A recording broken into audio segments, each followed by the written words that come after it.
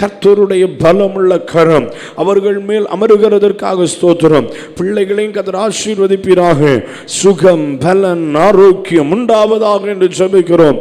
கர்த்தருடைய திட்டங்கள் இவரிடத்தில் குடும்பத்தின் மேல் நிலைவரப்படுவதாக.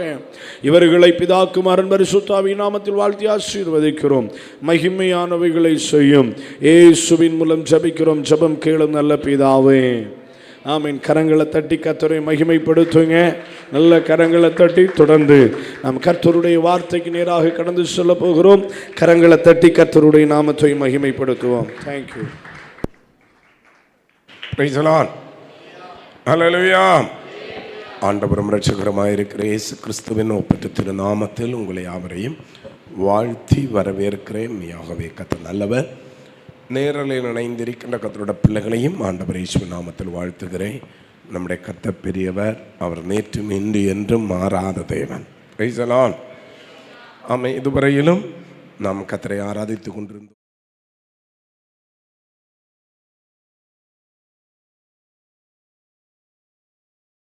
சில வார்த்தைகளை பேச போகிறார்.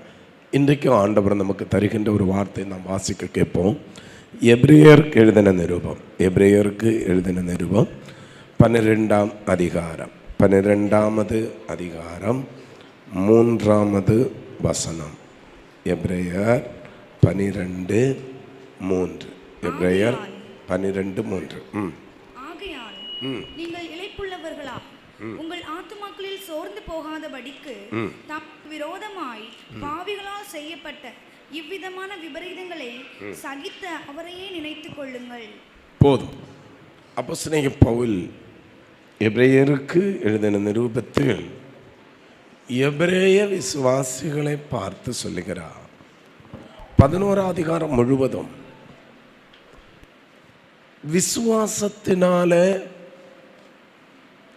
சாதித்த ஒரு கூட்ட சாதனையாளர்கள், விசுவாச வீரர்கள், விசுவாசத்தினாலே உலகத்தை ஜெயித்தவர்கள், விசுவாசத்தினாலே சிங்கத்தின் வாயை கட்டினவர்கள், ஆமே, விசுவாசத்தினாலே அக்கினியின் வேகத்தை அவிழ்த்தவர்கள், விசுவாசத்தினாலே ஆமே இரத்த சாட்சிகளாக மரித்தவர்கள், இப்படிப்பட்ட திரளான ஒரு கூட்டம் 11ஆம் அதிகாரத்தில் சொல்லப்பட்டிருக்கிறது.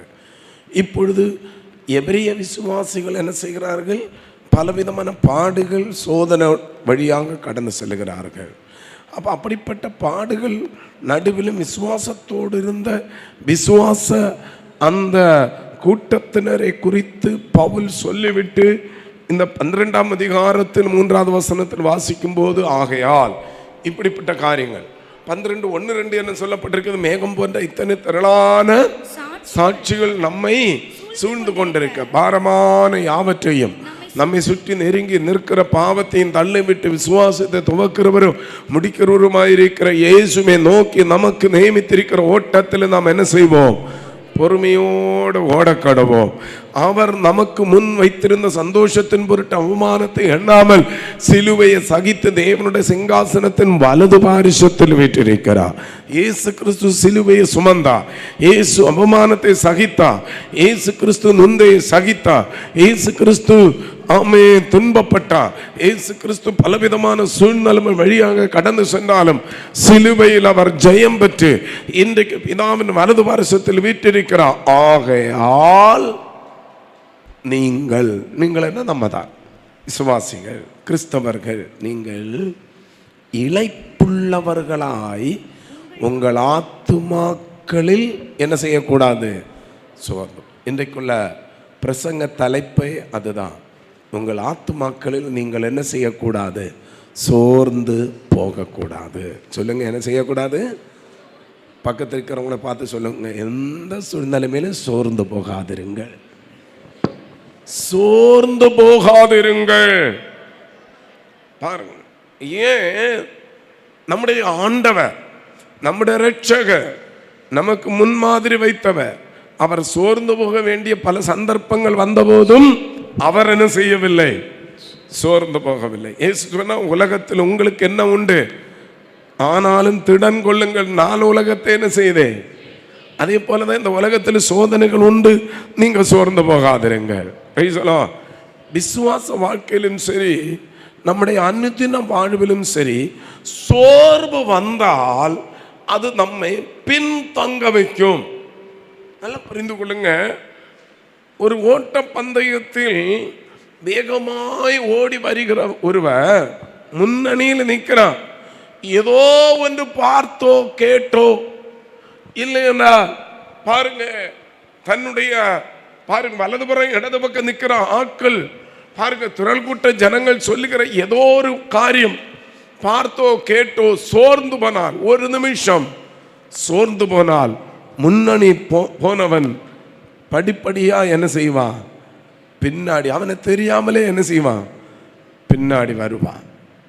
ஒரு வேலை செய்கிறோம், சோர்வு வந்துட்டேன்னா அது அவனால செய்யணும்னா ரொம்ப கடினமான வேலையா இருக்கும். ஆனால் உற்சாகமாக செய்தால் எப்பேற்பட்ட காரியத்தையும் நம்மால் என்ன செய்ய முடியும்? செய்ய முடியும். நம்முடைய அனுதின வாழ்விலிருந்தே ஆரம்பித்தாலும் அப்படிதான். பாருங்க, ஒரு நாள் காலையில் எழும்பினோன்னு நம்ம வீட்டில் சகோதரிமார்கள் எவ்வளோ வேலை செய்யணும். அங்கே உற்சாகமாக செய்தால் தெரியும். சீக்கிரமாக பாருங்க, காலையில் டீ போடுவாங்க, பிரேக்ஃபாஸ்ட் செய்வாங்க. பாருங்க 10 மணிக்குள்ளே எல்லாம் என்ன செய்வாங்க. ஆனால் ஒரு நாளில் சோர்வு வந்தால் சில வேளையில் டீ போடுவதற்கு எத்தனை மணி ஆகும்? 10 மணி ஆகும். பார்த்தீங்க, சோர்வு அவ்வளோ பயங்கரமானது. உங்களுக்கு தெரியுமா, சோர்வு ஒருபோதும் நம்மை ஜெயத்தின் பாதையில் கொண்டு செல்லாது. சோர்வு தோல்விக்கு நேராக வழி நடத்தும். சோர்வு ஒருபோதும் நம்மை வெற்றிக்கு நேராக வழி நடத்தாது. சோர்வு எப்பொழுதும் நம்மை தோற்று போக வைக்கும். சோர்வு ஒருபோதும் முன்னணியில் செல்ல விடாது. சோர்வு எப்பொழுதும் நம்ம எங்க போக வைக்கும்? பின்னணியத்தில் கொண்டு போயிடும், பின்னாடி கொண்டு போகும். சோர்வு பாருங்க, எவ்வளவு பெரிய வீரனையும் சோர்வடை வைத்து வேகத்தை குறைக்கும். எவ்வளோ வேகமா வந்தாலும், எவ்வளோ வேகமா செய்தாலும் சோர்வு என்ன செய்யுமா? அந்த வேகத்தை குறைக்கும். விசுவாச வாழ்க்கையிலும் நாம் எவ்வளவுதான் விசுவாசிக்கிறேன், நான் எவ்வளவுதான் ஆண்டவரை பின்பற்றுவேன் என்று சொன்னாலும் ஏதோ ஒரு வகையில் சோர்வுக்கு இடம் கொடுத்தா அநேக வேளையில் நம்முடைய விசுவாச பிரயாணம் கொஞ்சம் நம்ம தெரியாமலே எங்கே போகிறது? பின்னாடி போகிறது. இப்போ நம்ம ஆராய்ந்து பார்க்கணும், நாம் பின்னாடி இருக்கிறோமா இல்லை முன்னாடி இருக்கிறோமா? அல்லேலூயா. நாம் நமக்கு நியமிக்கப்பட்ட ஓட்டத்தில் பின்னாடி போக இல்லை, நான் இலக்கை நோக்கி என்ன செய்யணும்? தொடரணும். பின்னிட்டு பார்க்க இல்லை, சிலுவையை நோக்கி பார்த்து பரமன் அழைத்த பந்தய பொருளுக்காக நம்ம என்ன செய்யணும்? ஓடணும். ஆகையால் அன்பு தெய்வ பிள்ளைகளே, வாழ்க்கையில் பல சூழ்நிலைமைகள் வரும், பல விதமான கஷ்டங்கள் வரும், பல நெருக்கங்கள் வரும், பல விதமான இழப்புகள் வரும். ஒருவேளை நம்முடைய உற்சாகத்தை கெடுக்கக்கூடிய வார்த்தைகள் நாம் கேட்டென்று வரலாம். ஆனாலும் ஒருபோதும் நம்ம என்ன செய்யக்கூடாது? சோர்ந்து போக கூடாது. பல காரணத்தினாலே சோர்வு வரும். நம்ம நினைத்தது நடக்காமல் இருந்தால் என்ன வரும்? சோர்வு வரும். பாருங்க, நாம் எதிர்பார்க்கிறது சீக்கிரமா கிடைக்கவில்லையே, சோர்வு உண்டாகிறது. நாம் எதிர்பார்த்தது போல நமக்கு நன்மைகள் இல்லையே, நமக்கு சோர்வு வருகிறது. வேதத்தில் வாசித்து பார்த்தா வியாதி நம்மை சோர்வுக்குள்ளாக்குகிறது. வியாதி நம்ம என்ன செய்யுமா? சோர்வுக்குள்ளாகும். இன்னும் சிலவங்க பிரயாணத்தினாலே சோர்ந்து போனார்களாம். பிரயாணத்தினால, அதிக பிரயாணம் பாருங்க, அதிக பாரம் சுமக்கிறதுனால, சில வேளையில் தனித்து விட படுகிறதுனாலே சோர்வு. நம்ம வீட்டில் கூட சொல்லுவாங்க பாருங்க, எல்லா வேலையும் யாரு தான் செய்யணும்?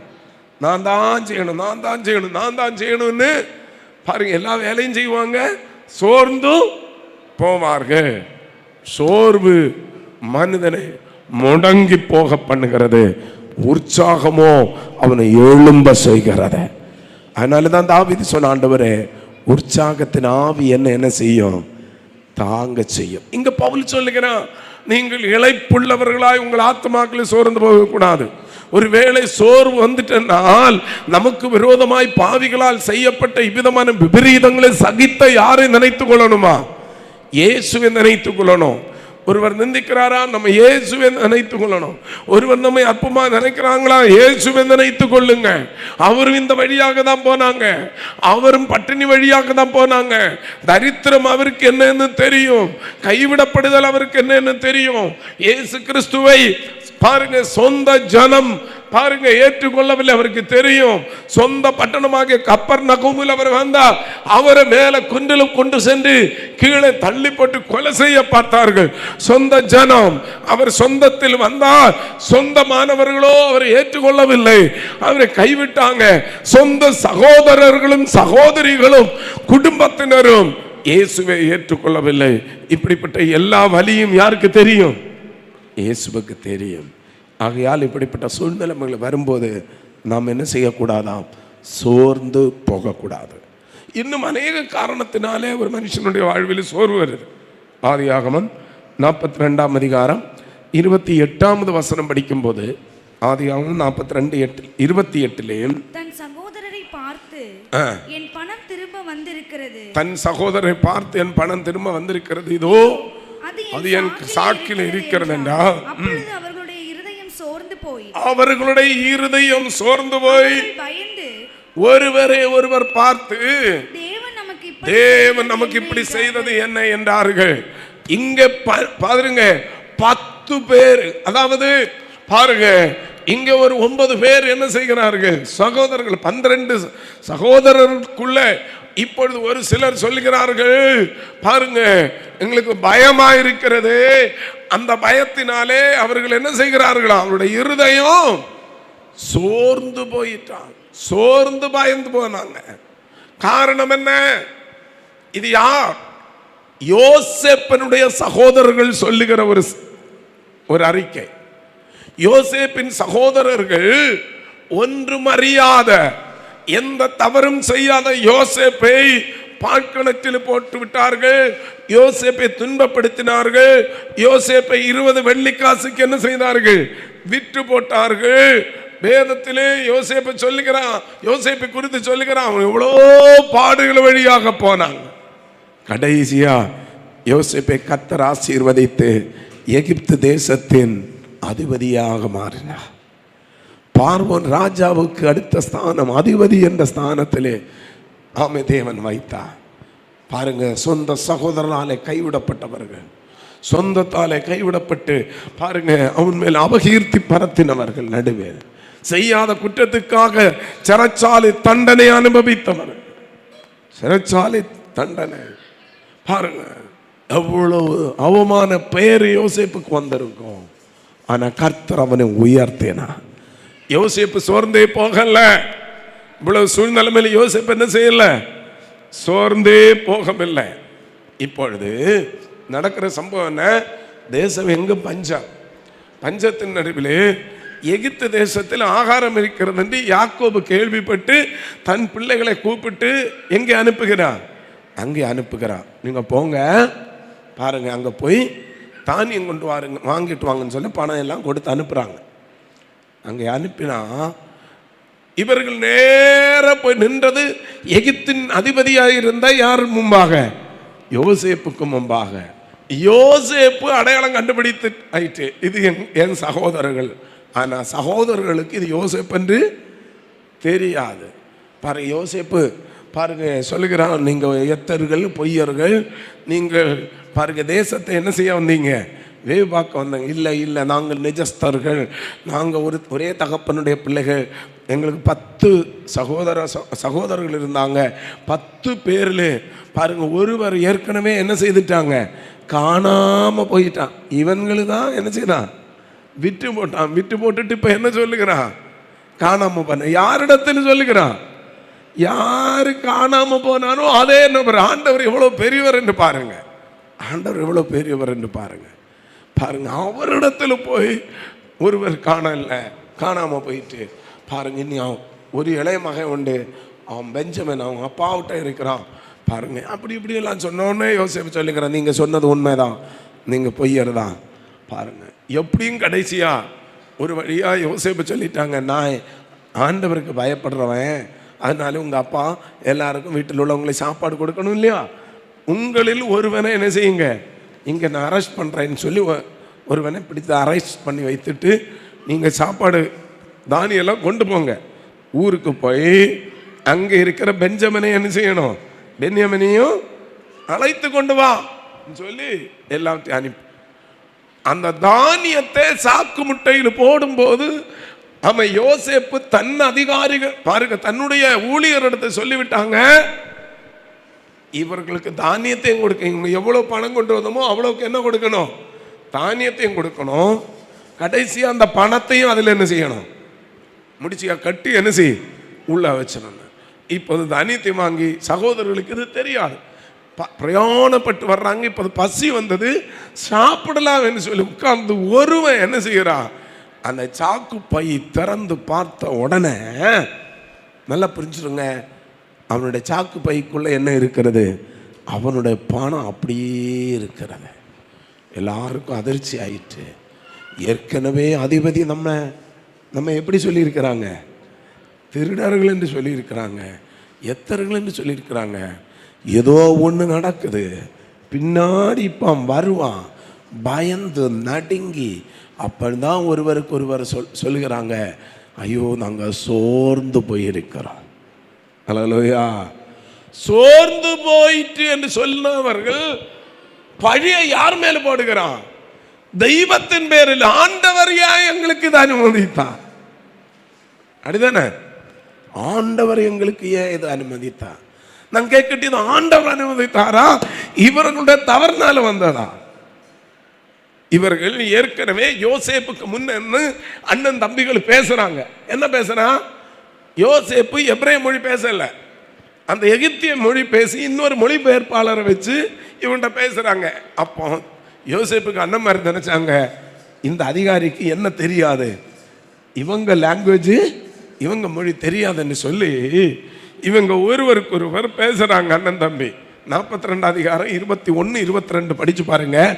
இவங்களுக்கு அந்த தானியம் வாங்க வந்த இடத்தில் வந்த கஷ்டத்தையும் அந்த அதிகாரியாக யோசேப்பு சொன்ன காரியங்கள் எல்லாம் இவர்கள் கேட்ட போது பயந்து நடுங்கி இப்போ ஒருவருக்கு ஒருவர் பேசுறாங்க. என்ன பேசுறாங்க, வாசிங்க. நம்முடைய சகோதரனுக்கு நாம் செய்த துரோகம் நம்மேல் சுமந்தது. பாத்தீங்களா? அப்ப யோசேப்பு எந்த அளவு கெஞ்சி இருக்கிறான், கெஞ்சி வேண்டிக் கொண்ட போது அவனுடைய மன வியாகுலத்தை நாம் கண்டும் அவனுக்கு போனது. ஆகையால் இந்த ஆபத்து நமக்கு நேரிட்டது என்று ஒருவர் என்ன செய்தான் பாருங்க. ஒரு சில நாட்களுக்கு முன்னாடி தான் பேசுறாங்க, இது வேற ஒண்ணும் இல்ல, தெய்வம் அனுமதித்ததும் அல்ல. பாருங்க, நம்முடைய அப்பா செய்த காரியம் அல்ல, இது நம்ம செய்த தப்பு. எந்த சகோதரர்கள் எந்த யோசேப்பை பாருங்க துன்பப்படுத்தினாரோ அதே யோசேப்புக்கு முன்பாக யோசேப்புக்கு அந்த மொழி தெரியாது என்று நினைத்து, ஐயோ அன்றைக்கு நம்முடைய தம்பி இப்படி எல்லாம் பேசின வேளையில், கெஞ்சின வேளையில், அந்த பால்கணத்தில் தூக்கி போட்ட போது அவன் கதர்னானே, அழுதானே. அந்த எகிப்தியருடைய அந்த இஸ்லாமிய அந்த பாருங்க இஸ்மவேலிய அந்த கூட்டத்துக்குள்ள விற்று போட்ட வேளையில் அவன் எவ்வளவு மனம் வியாகுலப்பட்டான். அண்ணே அண்ணே என்ன கதறினானே. யாரும் என்ன செய்யல, செவி கொடுக்கல. ஆகையால் தான் நமக்கு இந்த பிரச்சனை வந்திருக்கிறதா. உடனே 12 பேர் அண்ணன் ஒருத்தன் இருக்கான், யாரு அவன் என்ன சொல்லுகிறான், அடுத்த வசனம் படித்து பாருங்க. அவர்களை பார்த்து, இளைஞனுக்கு விரோதமாக பாவம் செய்யாதிருங்கள் என்று நான் உங்களுக்கு சொல்ல. நான் ஏற்கனவே அந்த டைம்ல சொன்னேன், அவனுக்கு கையில இருந்து நீங்க வாங்கி சாப்பிட்டீங்க, அவனுக்கு விரோதமாய் பாவம் செய்யாதிருங்க என்று நான் உங்களுக்கு சொல்லவில்லையா? நீங்க அத்தனை பேரும் கேளாம போனீர்கள். அவனுடைய இரத்தப்பழி நம்மிடத்தில் வாங்குகிறது என்றான். அல்லேலூயா, அல்லேலூயா. அப்ப இவர்கள் சோர்ந்து போக காரணம், இவர்களுக்கு இந்த சோர்வும் பயம் வர காரணம், என்றைக்கோ செய்த ஒரு தவறு இரத்தப்பழியாக வந்து சோர்வுக்குள்ளாக்குகிறது. இதுக்கு முடிவு அவரால் சொல்ல முடியல, என்ன ஆகும் என்று தெரியாது. மறுபடியும் அரெஸ்ட் பண்ணி போட்டு போகுமோ பயப்படுறாங்க, நடுங்குறாங்க. நான் சொல்லுகிறேன், அநேக தவறு நாம் விளையாட்டாக நினைத்து செய்கிறோம், அநேக வாலிபர்கள் சில தவறை விளையாட்டாக நினைக்கிறாங்க. விளையாட்டாக நினைத்து சொந்த சகோதரர்கள் அந்த இளம் பாருங்க யோசேப்புக்கு பாருங்க செய்த அந்த துரோகத்தை போல விளையாட்டாக ஊரிலும் சரி, வீட்டிலும் சரி, காலேஜிலும் சரி, ஸ்கூலிலும் சரி, வாழ்கிற இடங்களில் செய்கிறாங்க. அப்பொழுது அவர்களுக்கு தெரியவில்லை, காலம் வருகிறது, அந்த சோர்வு அவர்களை பாருங்க பின்தொடர்ந்து வருகிறது. சோர்வு நம்ம ஒரு காலத்தில் செய்த தவறினாலேயும் வரும். யோபு சொல்லுகிறான், ஆமென், என் பாருங்க மீட்பர் என்ன செய்கிறான், உயிரோடு இருக்கிறான். என் தோலெல்லாம் அழுகி போகிறது, பாருங்க என்னுடைய மாம்சம் எல்லாம் அழுகி போகிறது, நான் ரொம்ப கஷ்டப்படுகிறேன், ஆனா என் மீட்பர் உயிரோடு இருக்கிறார். அவரை நான் என்ன செய்வேன், பார்ப்பேன். அந்நிய கண்கள் அல்ல, என் சொந்த கண்ணாலே அவரை காண்பேன் என்று சொல்லிவிட்டு சொல்லுகிறான், இந்த வாஞ்சையினால நான் சோர்ந்து போகிறேன். ஐயோ, என்னுடைய பிரச்சனை என்றைக்கு தீரும், என்னுடைய வேதனை என்றைக்கு தீரும், என்னுடைய கலக்கை என்றைக்கு தீரும், என்னுடைய இந்த ஆமை பொல்லாப்பு என்றைக்கு தீரும், என்னுடைய இந்த பயங்கரமான இந்த சோதனை என்றைக்கு தீரும் என்று நான் காத்திருந்து காத்திருந்து காத்திருந்து இன்னும் நடக்கவில்லையே, நான் சோர்ந்து போகிறேன். ஏதோ ஒரு பிரச்சனையை நினைத்து நினைத்து நீங்க இப்போ முடிவு வரும், இந்த வருஷத்தில் முடிவு வரும், அடுத்த வருஷத்தில் முடிவு வரும், அடுத்த மாதத்தில் முடிவு வரும் என்று ஒவ்வொரு மாதத்தையும் எண்ணி எண்ணி எண்ணி எண்ணி இன்னும் அது நிறைவேறவில்லையே, அதை நினைத்து அநேக வேளையிலே சோர்ந்து தளர்ந்து போகிறதை காண முடிகிறது.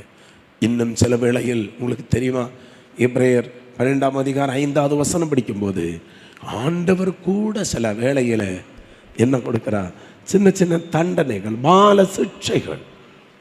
சிக்ஷைகள் கொடுக்குறாங்க. அந்த டைமில் அநேகர் சோர்ந்து போகிறாங்க. ஆனால் ஆண்டவர் சொல்லுகிறார், நீ சோர்ந்து போகாத, நீ என்ன செய்யாத, சோர்ந்து போகாத. ஆமா, எபிரேயர் 12:5 என்ன சொல்லுது, அன்றியும் என் மகனே கர்த்தருடைய சிட்சை நீ அற்பமா எண்ணாத, அவரால் கடிந்து கொள்ளும் போது என்ன செய்யாத, சோர்ந்து போகாதே. இதே வசன நீதிமொழிகள் 3:11 சொல்லியிருக்கிறது. அருமையான தேவனுடைய பிள்ளைகளே, ஆமாம், நம்முடைய விசுவாச வாழ்க்கையில், கிறிஸ்தவ வாழ்க்கையில் சில கஷ்டங்கள் வரும், துன்பங்கள் வரும். அதெல்லாம் சில வேளையில் சில பால சிக்ஷை. ஏன் ஆண்டவர் பால சிக்ஷை தருகிறார்? இங்கே பால சிக்ஷை என்று சொல்லியிருக்கிறதே, கிரேக்க பைபிள் படித்துவான் பாயுடையான்னு சொல்லிக்கும். பாயுடையா என்றா அதனுடைய பொருள் என்னன்னா பாருங்க, சிறுவர் பாடம். அதாவது தண்டனை கொடுத்து திருத்துவது, சிக்ஷையை கொடுத்து என்ன செய்வது, திருத்துவது, சிக்ஷையை கொடுத்து கற்றுக் கொடுக்கிறது, சிக்ஷையை கொடுத்து கற்றுக் கொடுப்பது. சின்ன சின்ன சோதனைகள் எதற்காக? அது ஒரு பால சிக்ஷை. பாருங்க, அந்த பால சிக்ஷை எதுக்காக தெரியுமா? நாம் திருந்தி அவருடைய பிள்ளையாக வருவதற்காக. ஆகையால் சில சிக்ஷைகள், பால சிக்ஷைகள் வரும்போது நாம் மற்ற ஜனங்களை போல என்ன செய்யக்கூடாது, சோர்ந்து போகக்கூடாது. யோபுவை போல கர்த்தர் பேரில் பற்றுதலாய் இருக்கணும். நம்ம சொல்லணும், அவர் என்னை சோதித்த பின்பு நான் எப்படி வருவேன், சுத்த பொன்னாக விளங்குவேன். ஹல்லேலூயா, ஹல்லேலூயா, ஹல்லேலூயா. ஆண்டவருக்கு இந்த சோதனை வந்தது. நான் சொன்னேன் இல்லையா, எல்லாராலும் அவர் கைவிடப்பட்டார். சிலுவையில் வைத்து அவர் பாருங்க கதறுகிறார், என் தேவனே, என் தேவனே, ஏன் என்னை. எல்லாவரும் கைவிடப்பட்டாங்க. ஆனால் அவர் சோர்ந்து போகல. சோர்ந்து போயிருந்தன்னா நிச்சயமாக அவர் சிலுவை விட்டு இறங்கி போயிருப்பாரு. சோர்ந்து போகல, பாடுகளை சகித்தா, ஆகையால் ஜெயம் பெற்றா. ஆகையால் அவரை குறித்து வேதம் என்ன சொல்லுங்க தெரியுமா? அவர் இன்றைக்கு நமக்கு என்ன வாக்கு பண்ணுகிறார்? ஒருவேளை ஏதோ நினைத்து நீங்க சோர்ந்து அடிக்க கொண்டிருக்கலாம், பயந்து கொண்டிருக்கலாம். இன்றைக்கு அவர் நம்மை பார்த்து சொல்லுகிறார். ஏசாயா தீர்க்கதரிசி புஸ்தகம் 40ஆம் அதிகாரம் அதனுடைய 28வது வசனம் முதல் 31வது வசனம் வரை படியுங்க. ஏசாயா 40ஆம் அதிகாரம் 28வது வசனம் முதல் அதனுடைய 31வது வசனம் வரை படிக்கும் போது நாம் ஆராதிக்கிற தேவன் எப்படிப்பட்டவர்? பூமியின் கடையாந்தரங்களை சிருஷ்டித்த கர்த்தராகிய அநாதி தேவன், சோர்ந்து போவதும் இல்லை. பாருங்க, அவர் சோர்ந்து போகிறது இல்லை, இளைப்படைவதும் இல்லை. நீ இதை அறியாயோ? இதை நீ கேட்டதில்லையோ? இல்லையோ? அவருடைய புத்தி ஆராய்ந்து முடியாதது. ஆண்டவர் சோர்ந்து போக மாட்டார். ஆனா அவர் என்ன செய்கிறார்? சோர்ந்து போகிறவனுக்கு பலன் கொடுத்து சத்துவம் இல்லாதவருக்கு அவர் சத்துவத்தை பெருக பண்ணுகிறார். எத்தனை பேருக்கு சந்தோஷமா இருக்கிறது? ஆமா, ஒருவேளை நம்ம சோர்ந்து போயிருந்தா கூட இன்றைக்கு கர்த்தர் நமக்கு ஒரு சத்துவத்தை தரப்போகிறார், ஒரு புதிய பலனை தருகிறார். 30-31 வசனம் என்ன சொல்லுகிறது? இளைஞர் என்ன செய்யலாம்? இளைப்படைந்து சோர்ந்து போகலாம், வாலிபர் இடறி விழலாம். கர்த்தருக்கு காத்திருக்கிறவர்களோ என்ன செய்வார்களாம்? புது பலன் அடைந்து கழுகளை போல சட்டைகளை அடித்து எழும்புவார்கள். அவர்கள் ஓடினாலும் என்ன செய்ய மாட்டார்கள், நடந்தாலும் ஹல்லேலூயா சோர்ந்து போகாதே மனமே, சோர்ந்து போகாதே, போராட சோர்ந்து போகாதே, கண்டுனை கண்டுனையா தேவன் கைவிடுவாரோ,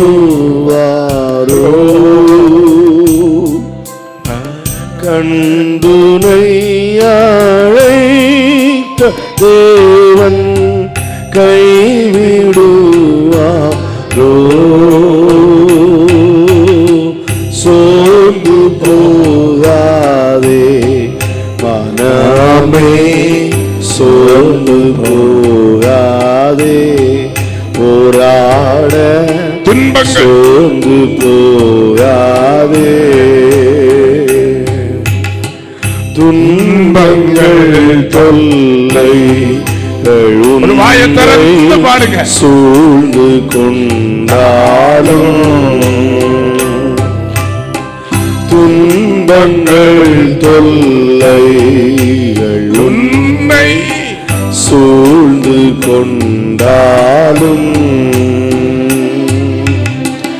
அன்பருமை தேற்றும் நேரம் ஆனந்தமல்லோ,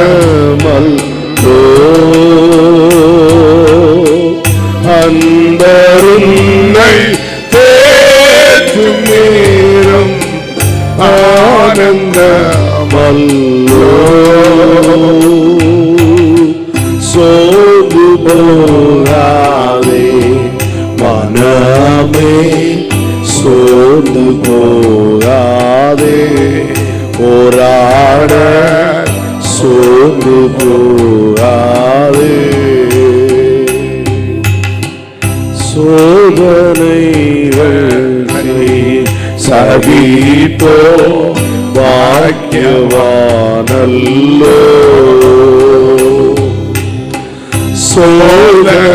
சோதனைகளை சகிப்போ பாக்கியவானல்லோ,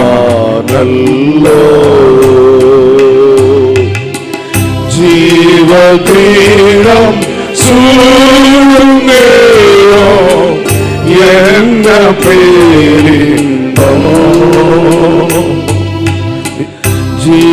ஜீவகிரீடம் சூடும் நேரம் என்ன பேரின்பம், சோர்ந்து போகாதே மனமே, சோர்ந்து போகாதே, போராட சோர்ந்து போகாதே. ஹல்லேலூயா. அன்பு தெய்வ பிள்ளைகளை, இந்த பகல் வேளையில், இந்த மத்தியான வேளையில் கர்த்தர் சொல்லுகிறார், சோர்ந்து போகாதிருங்க. உங்களுடைய வேலைகளை செய்ய சோர்ந்து போகாதிருங்க, உங்களுடைய தொழிலை செய்ய சோர்ந்து போகாதிருங்க, உங்க குடும்பத்தை நீங்க சோர்ந்து போகாதீங்க. படிக்கிற பிள்ளைகளை பார்த்து சொல்லுகிறேன், நீங்க சோர்ந்து போகாதிருங்க. ஐயோ, எனக்கு படிப்பு வர இல்லையே, எனக்கு மற்ற பிள்ளைகளை போல படிக்க முடியலையே, சோர்ந்து போகாதிருங்க. நீங்க கர்த்தரை சார்ந்து கொண்ட கர்த்தர் பலன் தருவா. கர்த்தர் தமது ஜனத்துக்கு என்ன செய்வாராம்? பலன் கொடுத்தவர்கள் என்ன செய்கிறவன்? ஆசீர்வதிக்கிற தெய்வம். இந்த பகல் வேளையில் ஆண்டவர் தம்முடைய வசனத்தின் மூலம் சொல்லுகிறார், சோர்ந்து போகாதிருங்கள். அவர் வாக்கு பண்ணுகிறார், சோர்ந்து போகிறவருக்கு அவர் என்ன கொடுக்கிறவர்? பலத்தை கொடுக்கிறவர், சத்துவத்தை பகிரப்ப. வேதாகமத்தில் அநேகரை ஆண்டவர் அப்படி பலப்படுத்தி இருக்கிறார். பாருங்க, ஒரு எலியா எவ்வளவு வல்லமையான ஊழியத்தை செய்தவன், பெரிய தீர்க்கதரிசி, வானத்தை அடைத்தவன், ராஜாவுக்கு முன்ன நின்று தைரியமா பேச பலன் உள்ளவன். திடீரென்று ஒரு பெண்மணி சொல்லிவிட்டா, ராஜாத்தி ராணி சொல்லிவிட்டா, எலியாவே நாளைக்கு ஜீவனை என்ன செய்ய போறேன்? எடுக்க போறேன். அவ்வளவுதான், அவ்வளவுதான். இதுவரையிலும் ஆண்டவர் செய்யற எல்லாவற்றையும் மறந்து விட்டான். நேர ஓடினா, வனாந்திரத்தில் போனா, சூர செடியை பார்த்தான், படுத்துக்கொண்டு ஆண்டவரே போதும், என் ஜீவனை எடுத்துக்கொள்ளும். குடும்பத்திலும் சரி, வாழ்க்கையிலும் சில கஷ்டங்கள் வரும்போது அநேகர் இப்படிதான் நினைக்கிறாங்க, ஏன் வாழணும், ஏன் வாழணும்னு சொல்லி நெஞ்சை போட்டு அடித்து கலக்கி பாருங்க, வாழ்வை வெறுக்கிற நிலைமை. அப்படியெல்லாம் ஒரு விசுவாசி செய்யக்கூடாது. எலியா ஓடுறான், போயிருந்து சொல்லிக்கிறான், ஆமாம் வேண்டாண்டவர, நான் என் நீதிமான்களை விட, முற்பிதாக்களை விட பெரிய நீதிமான்கள், நீதிமான் அல்ல, நீதிமான் அல்ல, என் ஜீவனை எடுவாப்பா, என் ஜீவனை எடுவாண்டவர. நான் சொல்லுகிறேன், ஜீவனை தந்த ஆண்டவருக்கு எப்ப ஜீவனை எடுக்கணும்னு தெரியும். அவருக்கு ஆலோசனை நம்ம சொல்ல வேண்டிய தேவை இல்லை. ஹல்லேலூயா, ஹல்லேலூயா. ஏனென்ற ஆண்டவர் அவர் நமக்காக குறிக்கப்பட்ட காலம் வரையிலும் நம்ம உயிரோடு இருந்து கர்த்தரை சேவிக்கணும், அதுதான் அவருடைய திட்டம். அவர் நம்மை வாழ வைக்கிறவர். பிரியமானவனே, உன் ஆத்மா வாழ்வது போல நீ எல்லாவற்றிலும் என்ன செய், வாழ்ந்த சுகமாயிரு. பிரச்சனைகள் அப்படிதான் சொல்லும், வாழ வேண்டாம் என்று. இங்க இருக்கிறதுல கூட சிலவங்க பாருங்க, தற்கொலை பாருங்க செய்யணும்னு சொல்லி குடும்பமா தற்கொலை பண்ணி லெட்டர் எல்லாம் எழுதி பாருங்க, எல்லாம் ரெடியானவங்களே ஆண்டவர் ரட்சித்து இன்னைக்கு சாட்சியா நிறுத்தி இருக்கிறாங்க. இதுக்குள்ள இருக்கிறாங்க, ஆலயத்துக்குள்ள இருக்கிறாங்க. ஹல்லேலூயா, ஹல்லேலூயா. அன்னைக்கு சாத்தான் அப்படி தூண்டினா, ஆனா நீ வாழ்ந்து என்ன செய், சுகமாயிரு என்று சொன்ன ஆண்டவர் தம்முடைய பிள்ளைகளை இங்கே அனுப்பினதுனால, ஊழியக்காரர்களே அவருடைய பிள்ளைகளை அனுப்பினதுனால இன்னைக்கு அவங்க சாட்சியாய் வாழ்றாங்க, வாழ்ந்து சுகமா இருக்கிறாங்க. ஹல்லேலூயா. சாத்தான் ஒருபோதும் நம்ம வாழ விட மாட்டான், சாத்தான் ஒருபோதும் நம்ம வாழ விட மாட்டான். அவன் சாவின் எண்ணத்தை கொண்டு வருவான். ஆண்டவர் சொல்லுகிறார், இல்லப்பா போதாது, நீ இன்னும் போக வேண்டிய தூரம் வெகு தூரம். நீங்க நினைக்கிறீங்களா போதும், ஓடுனதெல்லாம் போதும்? இல்ல, கர்த்தர் இன்றைக்கு உங்களை பலம் தர போகிறாரு. இதுவரையும் ஓடாத அளவுக்கு ஓடுவதற்கு கர்த்தர் இன்றைக்கு ஒரு புதிய பலனை தர போகிறார். சோர்ந்து மடிந்து போக உங்களை அழைக்கல, சோர்ந்து சூற செடியின் கீழே படுத்துக்கொள்ள அழைக்கல. ஆண்டவர் உங்களை அழைத்தது எதுக்காக? ஓடு, நீ போக வேண்டிய தூரம் வெகு தூரம். சாகணுண்டு அழுது ஜெபம் பண்ணிட்டு இருக்கான் எலியா. கர்த்தர் தம்முடைய தூதன் நகரத்தில் எப்போ அண்ணா அவங்க ஒருத்தன் என் மகன் சாகணும்னு சொல்லலாம், பிசாசு அவனை வஞ்சிப்பதற்கு முன்னாடி நீ என்ன செய், அங்கே போ. அங்கே போனா தூதன் வரும்போது சும்மா வர இல்லை. பழைய காலத்துல எல்லாம் இந்த பாருங்க, சொந்தக்கார வீட்டுக்கு போகும்போது சும்மா போக மாட்டாங்க, கையில் என்ன செய்வாங்க, எதையாவது கொண்டு போவாங்க அந்த வீட்டுக்கு. ஆனால் இப்போ அந்த பழக்கம் எல்லாம் போயிட்டு, ஏன்னா இன்னைக்கு எல்லாம் கிடைக்கும், அன்னைக்கு எல்லாம் என்ன செய்யாது, கிடைக்காது. அன்னைக்கு யாருக்காவது காய்ச்சல்னு சொன்னால் காக்கில் திராட்சைப்பழம், யார் வந்தாலும் எதை கொண்டு வருவாங்க, காக்கில் தான் இருக்கும். அது ஒரு நான் சொல்கிறது ஒரு 45-50 வருஷத்துக்கு முன்னாடி உள்ள கதை பாருங்க. அதனால் நாங்கள் எல்லாம் சின்ன பிராயம் இருக்கும்போது பாரு ஜோமன், ஆண்டவரை என்ன வரணும், என்ன வரணும், உண்மை சொல்கிறேன், காய்ச்சல் வந்தால் என்ன கிடைக்கும், அது ஒரு பெருமை நமக்கு, பரவாயில்ல. ஏன்னா அன்னைக்கு திராட்சை பழம் இப்படியெல்லாம் கிடைக்கணும்னு கிடையாது. பாருங்க, நம்ம நாட்டில எல்லாம் கொஞ்சம் கொஞ்சமாக பழகின காலங்கள் அது. பாருங்க, ஜெபம் பண்ணுவாங்க. அந்த பழைய ஆட்கள்கிட்ட கேட்டு நிறைய பேர் அப்படிதான் பாருங்க. அப்படி இன்னும் அப்படி சர்ச்சிலே தான் அன்னைக்கு கூட்டிகிட்டு போவாங்க. அங்கே கொண்டு வச்சேன்னா அப்படியே வரோம் பாருங்க, சுக்கு காப்பி கிடைக்கும். சுக்கு காப்பிக்காகவே காய்ச்சல் வரட்டும்னு சொல்லி ஜெபம் பண்ணுவாங்க. சரி போகட்டும். அப்போ போகிற இல்லை தூதரை, நீ சும்மா போகக்கூடாது, நீ என்ன செய், இங்கே வைத்த சாப்பிடல ஃப்ரெஷ்ஷாக கொண்டு வா. ஃப்ரிட்ஜில் வச்ச ஒன்றும் என்ன செய்யாத, கொண்டு போ, சூடாக கொண்டு வா. ஆண்டவர் கூட எது கொடுத்தாலும் எப்படி கொடுக்குறாரு, சூடாக தான் கொடுப்பாரு. அல்லேலூயா. இங்கே இவன் ஏற்கனவே எப்படி இருக்கிறான், சூடாக இருக்கிறான். அந்த சூடாக இருக்கிறவனுக்கு கொஞ்சம் கூட ஆண்டவர் என்ன கொடுக்குறாரு பாருங்க, சூட அப்பத்தையும் தண்ணியும் கொண்டு கொடுக்குறான். சாப்பிட்டான், அவன் மறுபடியும் படுத்துட்டான். அடுத்த ஆண்டவரை பார்த்தாரு. தூதன் சொல்றாரு, ஆண்டவர் அங்கே ஒரு உணர்வு இல்லை, மறுபடியும் தூங்கிட்டான். நீ போ, திரும்ப இங்கேருந்து கொஞ்சம் கொண்டு போ. அங்கே தூதரோட சாப்பாடை கொஞ்சம் எடுத்து பாருங்க, அவன் வந்தான். 2வது முறையும் தட்டி எழுப்பினான், பூசி அவன் சாப்பிட்டான். பலன் கிடைத்தது. சோர்ந்து போய் சாவுக்காக இருந்தவன் பலன் அடைந்தான். அவன் அதுக்கப்புறமா சூரச்செடிக்குள்ள படுக்கல, அவன் எழும்பினான், ஓடினான். எத்தனை நாள் 40 இரவும் பகலும். அன்னைக்கு கொடுத்த ஒரு சாப்பாடு 2 சாப்பாடுக்கு பலத்தினால, 2 சாப்பாடுக்கு பலத்தினால எத்தனை நாள் ஓடினானா, 40 இரவும் பகலும். கர்த்தர் நம்மை பலப்படுத்துவாருண்டா நீங்க அசாதாரணமான காரியத்தை செய்வீங்க. நீங்க பார்ப்பீங்க இது எப்படி ஆயிட்டேன்னு சொல்லக்கூடிய அளவில் கர்த்தர் நம்மை கொண்டே சில காரியத்தை செய்வார். நீங்க நினைக்கிறீங்க எல்லாம் முடிஞ்ச நிலை, முடியல. இப்பதான் கர்த்தரோட துவக்கமே ஆரம்பித்திருக்கிறது. ஐயோ இனி வேண்டாம், இது வேண்டாம்னு நினைக்கிறீங்களா? இல்ல, கர்த்தர் உங்களை கொண்டு செய்ய போகிற காரியம் பயங்கரமா இருக்கும். கர்த்தர் சொல்லுகிறார், நான் உன்னோடு இருந்து உனக்காக செய்யும் காரியங்கள் எப்படி இருக்குமா, பயங்கரமா இருக்கும். சோர்ந்து போயிருந்த எலியாவை தட்டி எழுப்பி ஆகாரம் கொடுத்து பலப்படுத்தி ஓட வைக்கிறான் ஆண்டவர். அதே மாதிரி எத்தனை பேர் ஆண்டவர் அப்படி செய்கிறார். புதிய ஏற்பாட்டில் வந்தா பாருங்க, இயேசுனுடைய முக்கியமான சீஷர்கள் 12 பேர். அதில் ஒருத்தன் என்ன செய்தான், நாண்டு கொண்டு சேர்த்தான் இயேசுவை காட்டி கொடுத்ததுனால.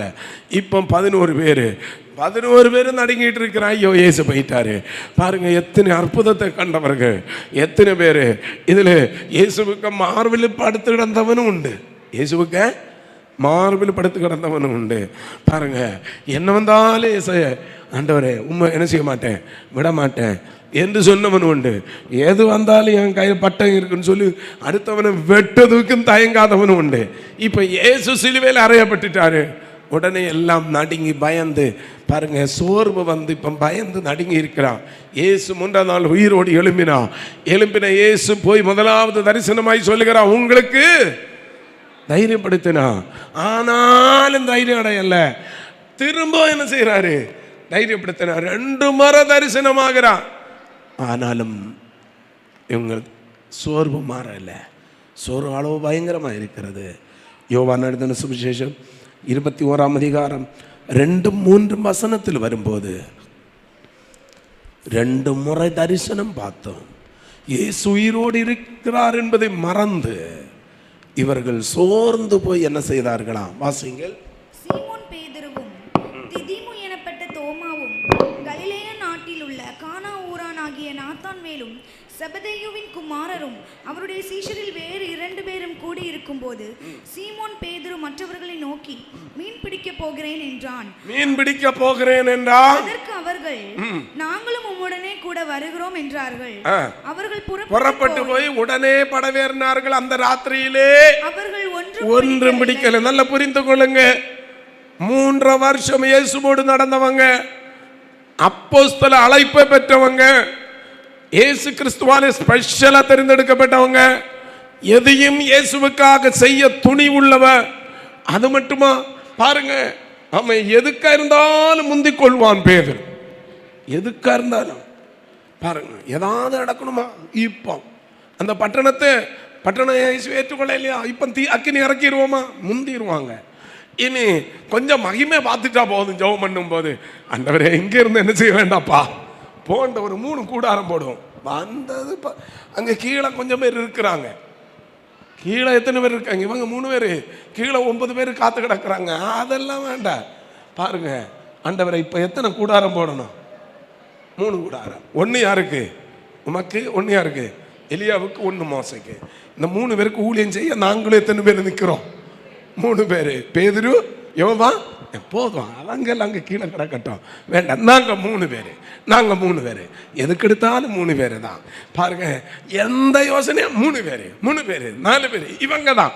இந்த பேதுருவுக்கு ஆவி அப்படிதான். கடைசியில் போற போக்கில் ஆண்டவர் என்ன செய்தாரு, சரி பரவாயில்லன்னு சொல்லி சாவியங்க எடுத்து யார் கையில தான் கொடுத்தாரு. கடைசியா இயேசு சாவியை யார் கையில தான் கொடுத்தாரு, இந்த பேதுருவிட்ட தான் கொடுத்தாரு. இந்த பேதுரு எதுக்காக இருந்தாலும் முந்தி கொள்வான். கடல்ல பிரயாணம் படுகிறான் பாருங்க, திடீரென்று பேதுரு சொல்லிக்கிறேன், இயேசுவே நீர் ஆனா நான் என்ன செய்ய போறேன், வரணும்.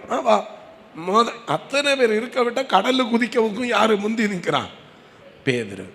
எவ்வளவு செய்த பேதுரு எல்லாவற்றையும் மறந்து இப்போ அத்தனை சீஷர்களை பார்த்து சொல்றாங்க, நான் எங்க போக போகிறேன், நான் எங்க போகிறேன், மீன் பிடிக்க போகிறேன். இது பேதுருடைய ஒரு பின்மாற்றம். எல்லாத்துக்கும் பேதுரு முந்தினா, பின்மாற்றத்துக்கும் யாரும் முந்துகிறான், பேதுரு முந்துகிறான். பாருங்க, அப்படி சொன்னோன்னே எல்லாரும் சொல்லிட்டாங்க, நாங்களும் வரோம். கூட்டணி எவ்வளவு பயங்கரமா சேர்றாங்க பாருங்க, நாங்களும் வரோம். அவங்க பயங்கர கூட்டணி ஆயிட்டு உடனே என்ன செய்யறாங்க, வேதம் சொல்லுது, உடனே அவர்கள் என்ன செய்தார்களா, புறப்பட்டு போய் உடனே என்ன ஏறினார்கள். எப்படி அவர்களுக்கு படகு கிடைத்தது, எப்படி அவர்களுக்கு வலை கிடைத்தது நான் சொல்லுகிறேன், எப்படி கிடைத்தது. காரணம் மார்க்கு, லூக்கா, யோவான்லையும் மற்ற அதிகாரங்களை படித்து பார்த்தா தெரியும். இவர்கள் இயேசுவண்டை வந்தபோது இவர்கள் எப்படி வந்தார்கள், படகையும் வலையும் கொண்டு வந்தார்களா, விட்டு வந்தார்களா, விட்டு வந்தார்கள். படகை விட்டார்கள், வலையை விட்டார்கள். ஒரு கட்டம் வரும்போது இவர்கள் கேட்கிறாங்க, ஆண்டவரே நீ போறதாக எல்லாம் சொல்றீங்க, நாங்க எல்லாத்தையும் விட்டு உண்மை என்ன செய்கிறோம், பின்பற்றுவோமே, எங்களுக்கு என்ன கிடைக்கும். அந்த அளவு எல்லாத்தையும் விட்ட பேதுருவுக்கு சில நொடிகளுக்குள்ளாகவே படகு கிடைத்தது, வலை கிடைத்தது, கூட சில ஆளு கிடைத்தது. நான் சொல்லுகிறேன், சில வேளையில் ஆண்டவர் விட்டு நம்ம பின்மாறி போகும்போது எல்லாம் அனுகூலம் போல தான் வரும், எல்லாம் அனுகூலம் போல தான் கிடைக்கும். யோனாக்கு கப்பல் எப்படி டிக்கெட்டு கிடைச்சதுன்னு தெரியுமா, கூலி கொடுத்து லஞ்சம் கொடுத்தா உடனே அவனுக்கு என்ன கிடைத்தது, ஒழுங்கை கியூவில் நின்றவங்களுக்கு டிக்கெட்டு கிடையாது. லஞ்சம் கொடுத்த யோனாவுக்கு என்ன கிடைத்தது, என்ன கிடைத்தது, டிக்கெட்டு கிடைத்தது தெரியுமா. பின்மாறி போனால் சில வேளையில் முதலாவது எல்லாம் கிடைக்கும். ஆனால் அந்த வசனத்தின் கடைசி சொல்லுகிறது, அந்த ராத்திரியிலே பாருங்க, ஒரு பகலில் இப்படிப்பட்ட பின்மாற்றம் வருகிறது. ஆனால் அதன் உச்சகட்டத்தில் ஒரு ராத்திரி வருகிறது. அந்த ராத்திரி தான் நம்முடைய ஆசீர்வாதத்தின் நிலைமை நமக்கு தெரியும். வேதம் சொல்லுகிறது, அவர்கள் ஒன்றும் பிடிக்கவில்லை. அல்லேலூயா, ஒன்றும் பிடிக்கவில்லை. அடுத்தவர்களை தைரியப்படுத்த வேண்டிய பேதுரு பாருங்க, விட்டதை பின்தொடர்ந்தாங்க. அடுத்தவர்களை உற்சாகப்படுத்தி கர்த்தருக்காக காத்திருக்க வேண்டிய பேதுரு விட்டதை திரும்ப எடுக்கிறாங்க. ஒருபோதும் நாம் விட்டதை எடுக்கக்கூடாது, வேண்டாம் என்று வெறுத்ததை எடுக்கக்கூடாது.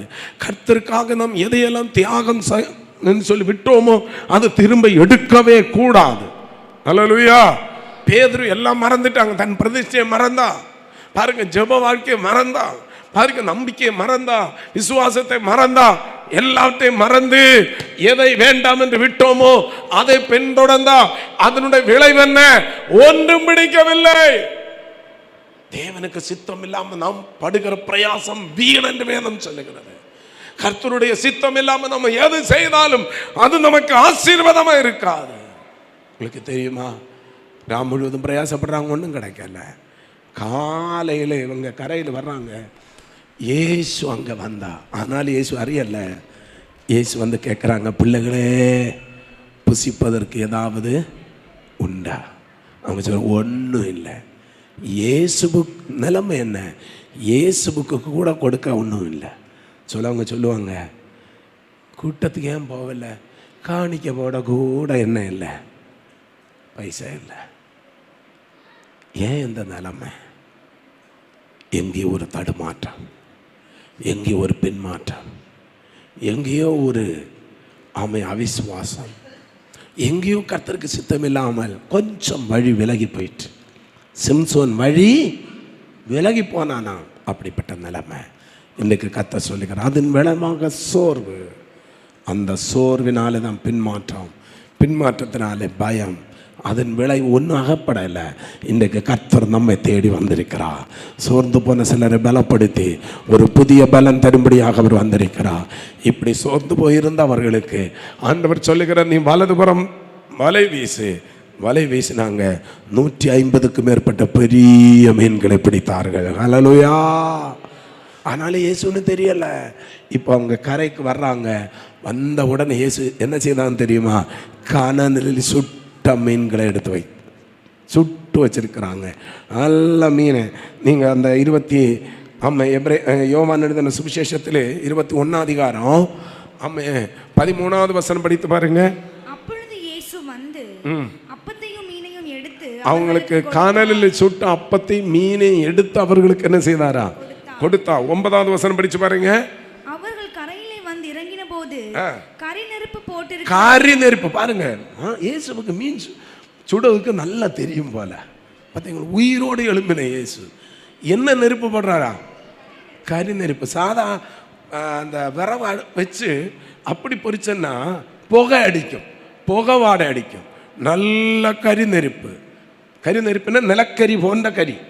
அதுதான் மீன் சுடுவதற்கு ரொம்ப நல்லது. பாருங்க, கரி நெருப்பு போட்டிருக்கிறதையும் அதன் மேல் எது இருக்கிறதையும் பார்க்குறாங்க. மீன் வைத்திருக்கிறதையும் அப்பத்தையும் கண்டார்கள்.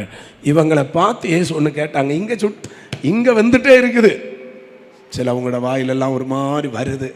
கண்ணன் சொல்லுகிற நேரம் எப்படிப்பட்ட நேரம்!